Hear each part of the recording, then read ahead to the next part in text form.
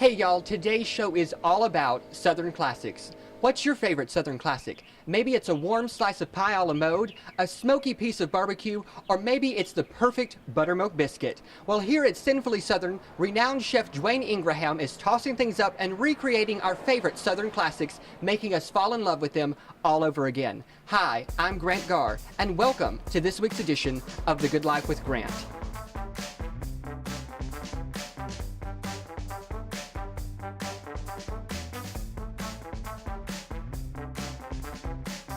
I'm standing here in the brand new Sinfully Southern Bakery and Cafe with the owner and renowned chef Dwayne Ingraham. Tell me a little bit about how this came to fruition. Well, the bakery has always been a dream of mine.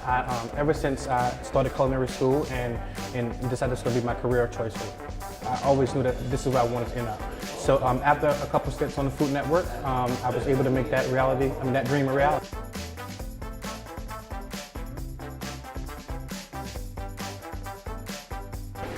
You don't have to tell a native to the South that biscuits are a staple on any given dinner table, especially around the holidays.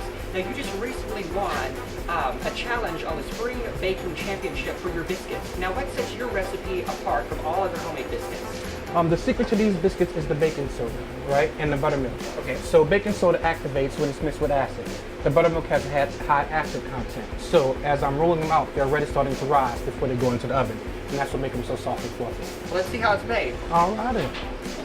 So up here I got my flours, my butter, my salt, baking soda, and my baking powder in here. I'm going to go ahead and cut this butter into the dry ingredients.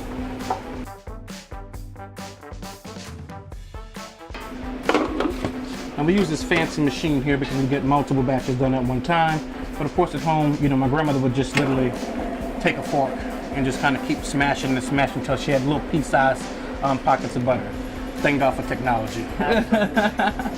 She have all these little tiny pieces of butter and fat kind of just sitting around in there. And so as we then mix them and cross them, that's going to kind of create these extra little layers. Also give the mixer a little bit of texture. All right.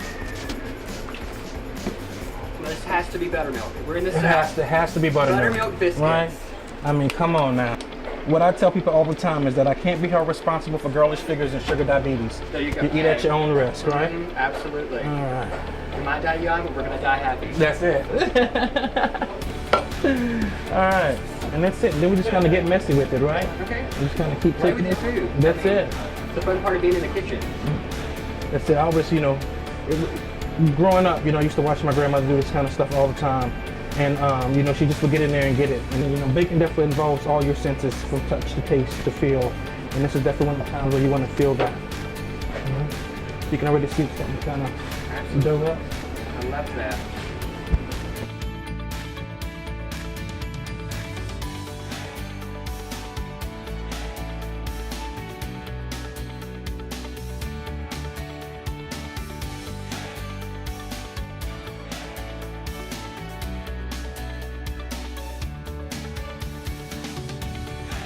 So if you wanna cut, you wanna cut, all right?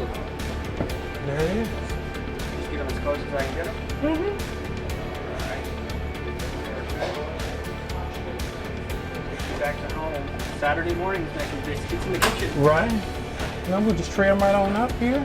Just gonna give this a little spritz. Just put them right on there.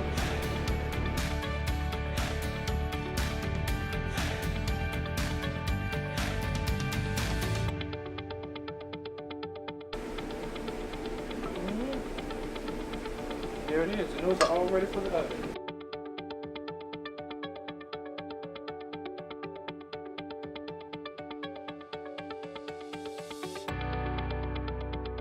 Well, my grandmother baked from scratch, and that's what I grew up on, scratch baking. So cooking for me comes from my heart and from my memories, so that's why I bake from scratch now.